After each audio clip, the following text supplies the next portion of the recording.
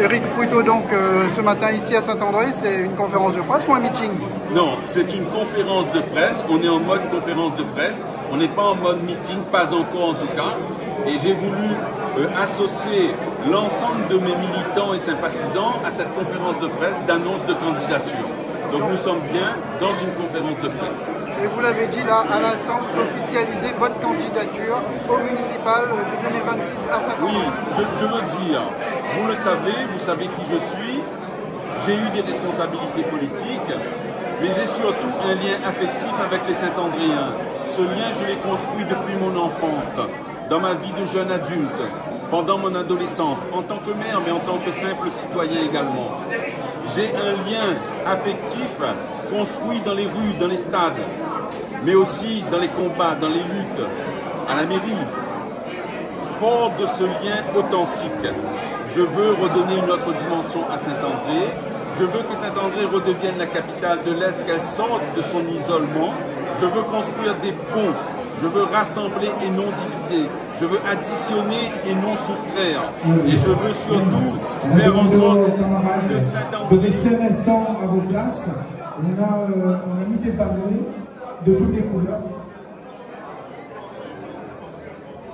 Je veux dire aux Saint-Andréens que je veux surtout redonner à Saint-André sa place de leadership dans l'Est, qu'elle sorte de son isolement, qu'on arrête avec les guerres inutiles. Je veux dire aux Saint-Andréens que Saint-André doit redevenir la capitale de l'Est avec des axes forts concernant l'éducation, priorité des priorités. Il faut rétablir l'égalité des chances à Saint-André. Il faut accompagner ceux qui sont en difficulté, notamment dans la lutte contre la grande pauvreté, les anciens, les plus jeunes. Il faut sécuriser Saint-André avec un projet construit sur le maillage territorial, sur le dialogue avec l'ensemble des partenaires. Et il faut que Saint-André redevienne cette ville respectée et forte. Nous aurons l'occasion de développer tous ces thèmes dans les mois et les semaines à venir. Je donne donc rendez-vous aux Saint-Andréens, comme d'habitude, sur le terrain près de chez eux. Mais vous vous présentez sous quelle étiquette? Je suis soutenu par mon parti Demain la Réunion. Nous verrons, aujourd'hui, nous sommes dans cette configuration. Nous travaillons, nous sommes ouverts à toutes les discussions possibles et imaginables, à condition que ça reste cohérent par rapport à nos convictions, toujours défendues depuis le début de notre vie militante. Nous restons fidèles à ces convictions. Vous estimez que le maire actuel n'a pas fait le travail comme il fallait? Vous estimez que le maire actuel n'a pas fait le travail comme vous l'espériez? Je ne veux pas faire une campagne de dénigrement.